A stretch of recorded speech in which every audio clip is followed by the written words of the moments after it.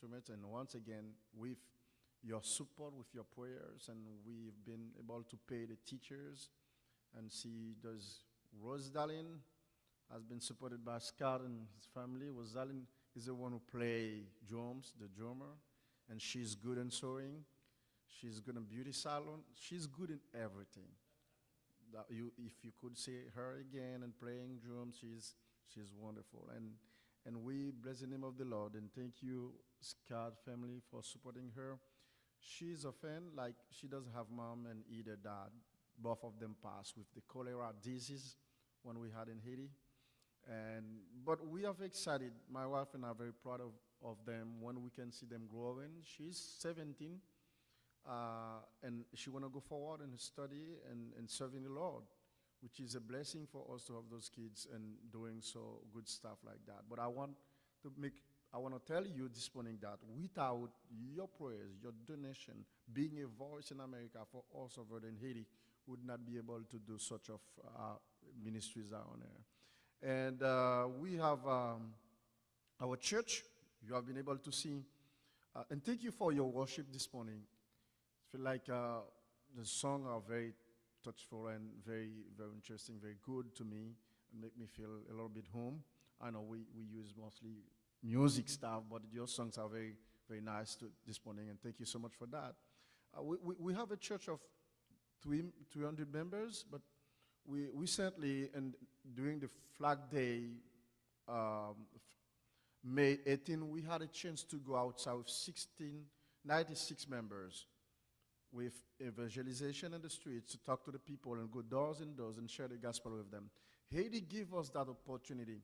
Well, you may hear about Haiti some bad news, where is actually a lot of violence, and then our president gets shot, killed, as recently, I would say a couple of days ago, and now the prime minister is take over, is in power now, and big trouble. Yesterday we had a dark day over there, fears, people scary, they don't want to go outside, being shot, gangs fighting all over.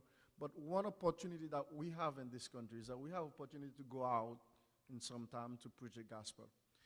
Actually, we really think that's the last thing we can do to change mind, to change the spirit of the people in Haiti, is to bring the gospel into the life. So as church members, we take that in serious. We move around and try to see how we can influence people, those gangsters who fight to kill people every time, every day. And you can give yourself an idea. If they get into the president's home and kill him, he had a lot of security guys. On this moment I'm talking, I don't know how that happened. But for now, his wife went to Florida to get, cares, and now she's back with the FBI people. They are looking to see who is behind that. I tell you, you may not know about it, but the president had a lot of enemies, a lot of corrupted people over there. $1 billion are spending for electricity. We just got electricity a few hours. He cut those contracts. $1 billion are spending for roads. We have few roads built. He said, no, we can't do it like that. He wants elections. The opposition guys are saying, no, we will not go to election because no one will vote for us. We want a power without going to elections. Until they make him look very bad until they kill him. But we are about 12 million people living in such a situation. After 200 years of independence, we really feel bad about what happened. It's a big shock.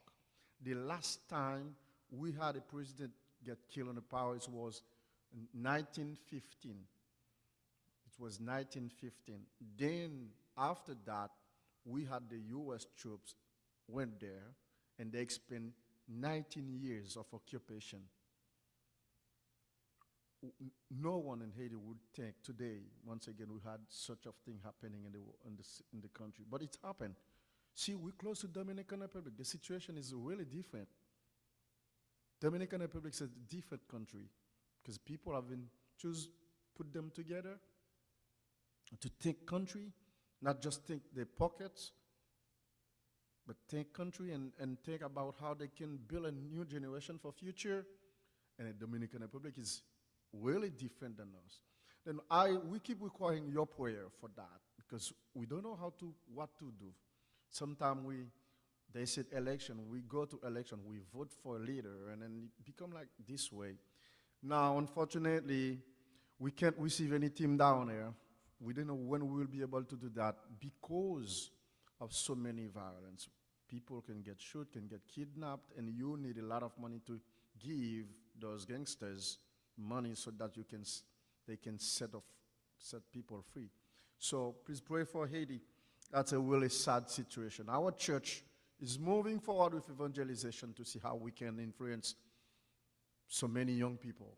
And maybe in future, we will have another generation, another country, which is not so poor.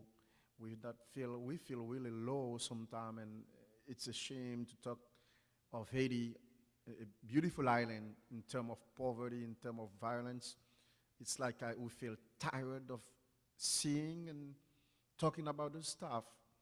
But you know, one of my friends here in the state has been asking me, how do you motivate your people in such a situation? What type of message, how do you encourage the members of your church in such a situation like that? It is a key question. It is a great question because sometimes the members of the church wake up after listening to the radio and say 9 people or 10 people have been kidnapped and 15 people get shot in the street. So they get scary.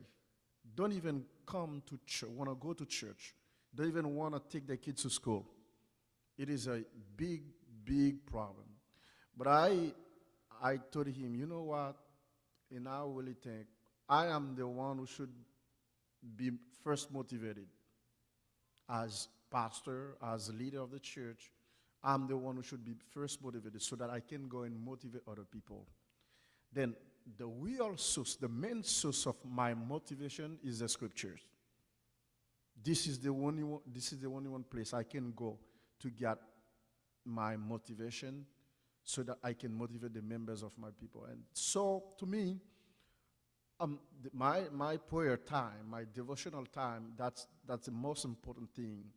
And also, when you go to the book like the book of Psalms, and you see David, you read the book of Psalms, you understand all we are facing today around the world.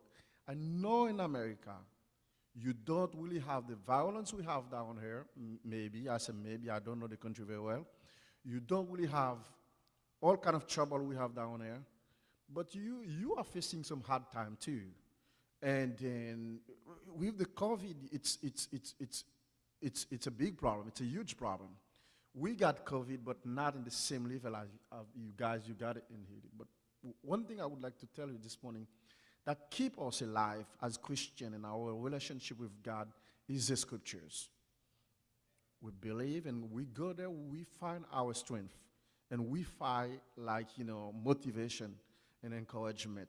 So when you read a book like Psalm 23, or when you read the book like the Psalm of David, you see nothing is new.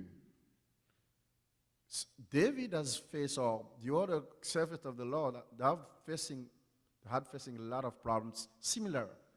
Look like the same problem we are facing today. But they went and they prayed. And Moses used to climb the mountain to talk with the Lord. And David, he used to sing sometime when things become so hard. Then our strength, our motivation come from the Bible. That's why when I read the book of Habakkuk chapter 2 verse 4, it says, and that we read it in Romans chapter 1 verse 17, the righteous will live by faith. When he asked me, how do you live in Haiti? How do you motivate your people? And I will say, I answered, the righteous will live by faith. That's the point. The righteous will live by faith. How do you live in America?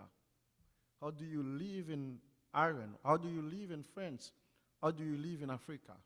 The righteous live by faith. The word faith may have different meanings. You know, the first meaning, it can mean faithfulness. Faith can mean faithfulness. The second meaning, it can mean absolute trust. And the third meaning, it can be confident hope. See? Faithfulness, absolute trust, confident hope. See, when we lose sight of confident hope, we lose everything. Life is meaningless without that side of confident hope. If we lose that side of confident hope in God, we lose everything. That's why we can stand in Haiti. That's why Christians can stand in Africa, in Ethiopia, and wherever else, in America. We live by faith, mean we live by that confident hope that God is in control. He's in control anywhere, anytime. He's in control. And we have that guarantee, that assurance that He will not leave us alone. He will be around us, and all the time He will be with us. He will, as good shepherd, He will protect us and He will guide us. Guide our mind, our soul, and our environment. So this is how we live in Haiti.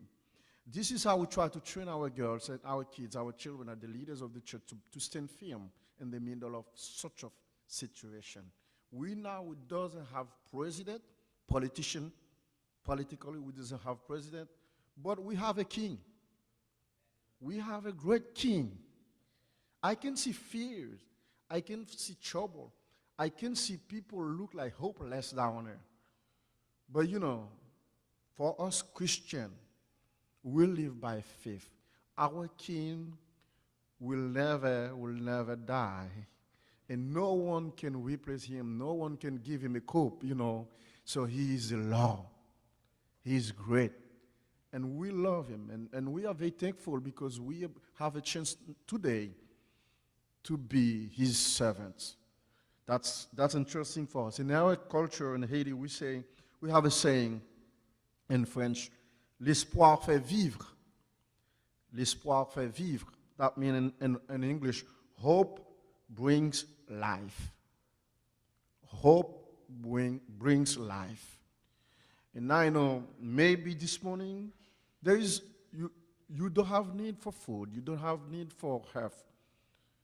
But there is a lot of problems like that around the world. People, seem very hopeless. But if we have hopes in God, then we have life. If we believe, if we trust Him enough, then we have life. So my wife and I, we are thinking that our place is in this country, in spite of everything. Recently, there was a young man come to me and say, Pastor, I need some advice from you. I want to leave the country. I want to go to Canada. Because he's getting training to become a pastor. He's in Bible seminary. He said, I want to go to Canada because I don't see any solution. There's too much problem in Haiti. I want to leave. I feel hopeless. I want to leave the country. And I told him, I understand, and I can't blame you because the situation is really tough down there. But if you are leaving the country because you don't see any hope, it's not a good reason to leave. I don't think he was agree with me. I don't think he was happy with me when I told him that. If you're leaving because of too many trouble, problems, it's not a good reason to leave as Christian. And I told him, I think some of us need to stay firm in the middle of the trouble to encourage the other one, to help them go forward, and to build their hope in God.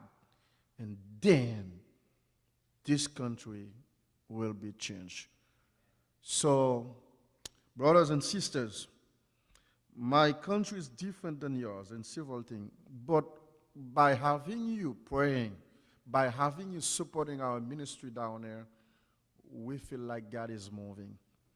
Thank you so much for what you are doing. Remember that the righteous will live by faith. In any situation you find yourself, keep that in mind. I know you get it. You know that already, but it can be just remind you this morning, the righteous will live by faith. And then when we got a hope, when we trust God, and anywhere we are in the world, He will be with us, and our time will not be in vain. Thank you so much. Keep praying for my country. May God bless you this morning.